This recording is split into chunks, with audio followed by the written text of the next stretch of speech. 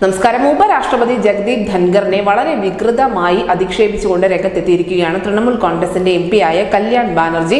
INDA സഖ്യത്തിന്റെ നേതൃത്വത്തിൽ parliament പടിക്കൽ വെച്ച് നടത്തിയ ഒരു ധർണയ്ക്കിടയിലാണ് ഇത്തരത്തിലുള്ള ഒരു സംഭവം ഉണ്ടായിരിക്കുന്നത്. കല്യാൺ ബാനർജി ഉപരാഷ്ട്രപതിയെ വളരെ വികലമായി അവതരിപ്പിക്കുകയായിരുന്നു, മിമിക് ചെയ്ത് കാണിക്കുകയായിരുന്നു. ഈ ദൃശ്യങ്ങൾ സമൂഹ മാധ്യമങ്ങളിലൂടെ വൈറലായതിന് തൊട്ട് പിന്നാലെ തൃണമൂൽ കോൺഗ്രസിനും MP-ക്കുമെതിരെ വലിയ അധിക്ഷേപമാണ് സൈബർ ഇടങ്ങളിലൊക്കെ ഉയർന്നു വരുന്നത്.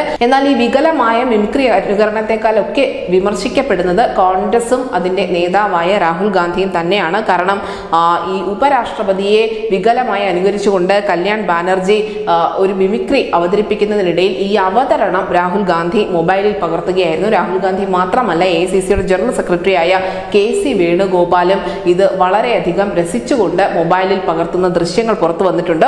ഉപരാഷ്ട്രപതിയെ അധിക്ഷേപിക്കുന്നത് കണ്ടു രസിച്ച് ദൃശ്യങ്ങൾ പകർത്തിയ രാഹുൽ ഗാന്ധിക്കെതിരെ തന്നെയാണ് വലിയ വിമർശനം ഉയർന്നു വന്നിരിക്കുന്നത്. സഭാ നടപടികൾ തടസ്സപ്പെടുത്തിയ 78 MP-മാരെ പാർലമെന്റിൽ നിന്നും ഇന്ന് സസ്പെൻഡ് ചെയ്തിട്ടുണ്ടായിരുന്നു. 45 രാജ്യസഭാ MP-മാരെയും 33 ലോക്സഭാ MP-മാരെയുമാണ് സസ്പെൻഡ് ചെയ്തത്.